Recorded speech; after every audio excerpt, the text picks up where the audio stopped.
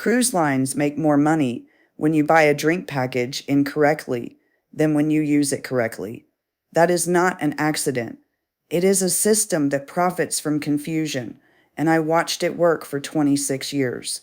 I spent those 26 years in guest services aboard cruise ships, starting at the front desk and finishing as a guest services manager. I processed drink package charges every single day, and I saw the same costly mistakes repeat on every single voyage. These are 10 mistakes that cost passengers hundreds of dollars per cruise. The first mistake is buying a drink package before you look at your itinerary. Port-intensive itineraries make drink packages poor value. If you have 5 port days and 2 sea days, you are paying for 7 days but only using 2. The package charges you for every day of the cruise, whether you are on the ship or not. When you are in port, you are not drinking from the package. Some cruise lines also restrict package use at their private islands. Carnival's Cheers package does not work at Half Moon Cay. You pay for the day, but the drinks are not included.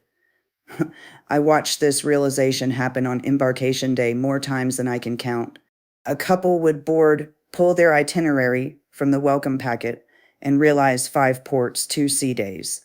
They had prepaid $70 per person per day for a package they would only use 2 days out of 7. That is $980 for 2 people, and they would drink maybe $280 worth of it. Pull your itinerary before you click buy. Count the sea days, count the port days.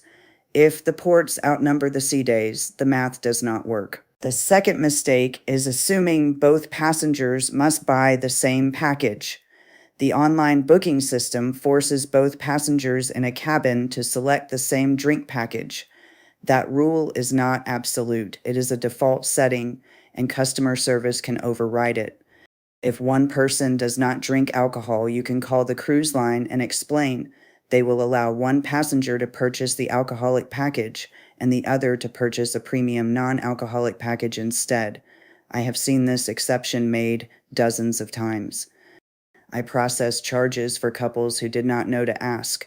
Both passengers paid $70 per day for the alcoholic package when one of them never drank alcohol. That is $490 for a 7-day cruise spent on drinks one person never touched. The phrase to use when you call is this: one passenger does not consume alcohol. Can we purchase separate packages? Do not ask if it is possible. State the situation and ask them to make the adjustment. The third mistake is paying gratuities twice without realizing it. Most cruise drink packages already include approximately 18% gratuities in the price. If the package costs $70 per day, about $11 of that is the prepaid tip. Passengers who tip at the bar are paying twice, once in the package price and once again when they leave $1 or $2 on the counter. The bartender takes both. I watched this happen every single night. A passenger would order a drink, the bartender would pour it, and the passenger would leave a tip on the bar. The passenger believed they were tipping for service. They did not know they had already tipped when they bought the package. How to check: look at your drink package invoice before you board. If it says gratuities included, you are done. You do not owe another $1 to the bartender unless you want a tip for exceptional service. The fourth mistake is not knowing what the package actually covers. Passengers believe drink packages only include well liquor, the cheap brands. They think name brands cost extra, so they order the cheapest drinks all week to avoid surprise charges. That is not how the packages work. The packages include Jose Cuervo, Grey Goose, Captain Morgan, and Gentleman Jack. Those are the name brands passengers ask for by name, and they are covered. You are paying $70 a day. The cruise line included the premium brands in that price. I watched passengers order house vodka sodas when they wanted Grey Goose martinis. They ordered generic rum when they preferred Captain Morgan. They believed the package only covered the bottom shelf, so they drank from the bottom shelf all week. They paid for access to the top shelf and never used it. The packages also cover bottled water, specialty coffees, fresh juices, and smoothies on some ships. These are not alcoholic drinks, but they are included. A passenger who orders a $5 cappuccino at the coffee bar is using the package. The value is not only in the alcohol, it is in every beverage the ship charges for. If you are unsure whether a drink is covered, ask the bartender before you order it. They will tell you. The fifth mistake is waiting for the price to drop. Passengers wait to buy drink packages because they believe the price will drop closer to the cruise date. They watch the price for weeks, hoping for a sale. The price goes up instead. You can cancel and reprice drink packages as many times as you want before the cruise begins. That is the rule. Most passengers do not know. If you buy the package today at $70 per day and next week it drops to $60 per day, you cancel the first purchase and rebook at the new price. There is no penalty. There is no fee. The mistake is waiting without buying. If you wait and the price increases, you have no protection. You are now paying $80 per day for a package you could have locked in at $70. I processed this scenario more times than I can count. A passenger would approach the guest services desk on embarkation day and ask to purchase the drink package.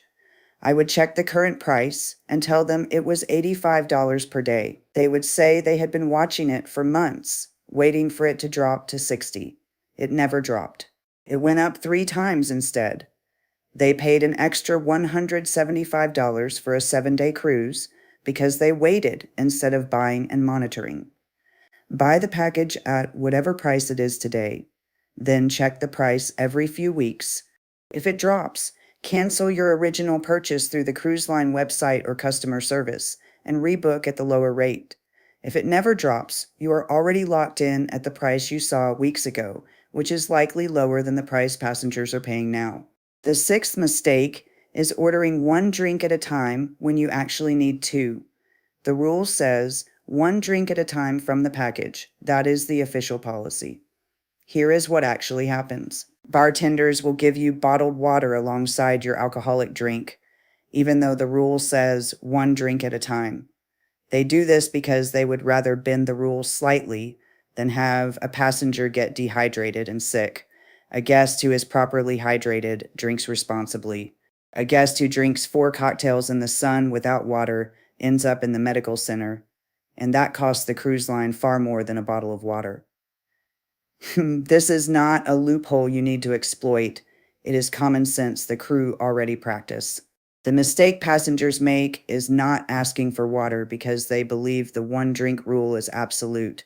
They sit in the Caribbean sun with 3 rum punches and no water, and by dinner they have a headache and feel sick. Order your cocktail and ask for a bottled water at the same time. The bartender will hand you both. They are not going to deny you water when you are drinking alcohol in 90-degree heat. The 7th mistake is not doing the math on your own drinking habits. A $70 per day drink package means you need to drink roughly 7 to 8 drinks per day to break even. On a 7-day cruise, that is 50 drinks across the week. Most passengers do not drink that much, but they buy the package anyway because they believe they might. I watched this pattern for 26 years. Passengers would purchase the package just in case they wanted to drink heavily, and then they would average 3 drinks a day. They paid $490 for the package and drank maybe $180 worth of alcohol. The honest question is this: do you actually drink 8 drinks every single day, or do you drink heavily 2 or 3 nights and moderately the rest of the week? Most people drink heavily on embarkation night and sea days, and they drink 2 or 3 drinks on port nights when they return to the ship tired from walking all day. That is not 8 drinks per day. That is maybe 4 drinks per day across the week. If you drink 4 drinks per day at $10 each, you are spending $280 on drinks for a 7-day cruise. The package costs $490. You are paying $210 for drinks you never ordered. The math only works if you drink consistently and heavily every single day. A cocktail at lunch, a beer by the pool, a glass of wine before dinner, a cocktail at dinner, 2 drinks in the evening at the bar. That is 6 drinks, and you are still not at break even. Calculate your actual drinking habits before you purchase it. Look at how you drink on vacation. Do you drink all day, or do you drink in the evenings? Do you drink every day, or do you skip days? The package works for passengers who drink constantly. It does not work for passengers who drink socially. The eighth mistake is ignoring package restrictions on embarkation day. Some drink packages do not activate until after the ship departs. That means the package you bought weeks ago and paid for in full does not cover your drinks on embarkation afternoon while the ship is still docked. Passengers board early head straight to the pool bar and order their first drink. The bartender scans their card, pauses, and tells them the drink package has not activated yet. The passenger insists they bought the package months ago. The bartender explains that the package starts at sail away, not at boarding. The drink costs $12 and it goes on the passenger's onboard account as a separate charge. I processed these disputes at the guest services desk on embarkation afternoon more times than I can count. The package started when the ship left port, not when they walked through the gangway. They had been drinking for 2 hours before sail away, and every drink was charged individually. Before you order your first drink on embarkation day, check your package terms. Log into your cruise line account or call guest services from the ship and ask when your package activates. If it activates at sailaway, wait. If it activates at boarding, you are covered. Ninth mistake is one families make without realizing the cost. Children's soda packages run $8 to $12 per day. That is 4 to 6 sodas per day to break even. Most children do not drink that much, but parents buy the package anyway because they do not want their child to feel restricted on vacation. I watched families buy soda packages for 2 children and then watched those children drink maybe 2 sodas total each day. The parents paid $84 for a 7-day package per child, and the children drank about $28 worth of soda across the entire week. Water, lemonade, and iced tea are free on cruise ships. They are available at every dining venue and most bars. A child who is thirsty can walk to any beverage station and pour a glass of lemonade or iced tea without the parents paying $1. The better approach is to buy sodas individually for the first day and watch actual consumption. If your child drinks 6 sodas on day 1, the package might make sense. If your child drinks 2 sodas and 3 glasses of lemonade, you just saved $70 by not purchasing the package. The 10th mistake is one that costs passengers the most, and it is the easiest to avoid if you simply read what you are signing. Every drink package has exclusions. Bottles over a certain size are excluded. Ultra-premium brands are excluded. Some wines are excluded. The package tells you this in the terms, but most passengers do not read the terms until they are standing at the bar holding a bill for a drink they thought was covered. I processed this exact charge dispute more times than I can count. A guest would order a $40 bottle of wine at dinner, believing it was included in their package. The waiter would bring the wine, pour it, and the guest would enjoy their meal. 3 days later, the guest would check their onboard account and see the $40 charge. They would come to guest services, confused, holding their receipt. I would pull up their package terms and show them the exclusion. Wines over a certain price point were not covered. The cruise line does not stop you from ordering excluded items. The system allows you to order the drink, charges your account, and moves on.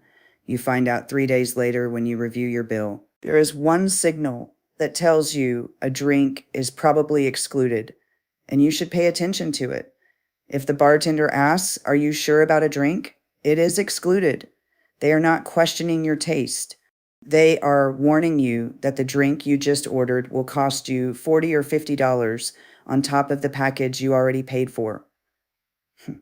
Before you order any drink that sounds expensive, top shelf spirits, large format bottles, reserve wines, ask if it is covered by your package.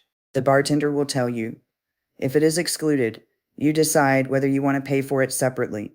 If it is included, you order it without worry. These 10 mistakes cost passengers hundreds of dollars per cruise, and the cruise line has no incentive to correct them. The system profits from confusion, and I spent 26 years watching it work. Tell me in the comments which mistake you have made or which one surprised you most. I want to know what passengers are still running into. The next video covers shore excursion pricing. It is the natural next step after today. Passengers who worked 40 years to pay for these cruises deserve to keep their money, not lose it to fine print they were never told to read.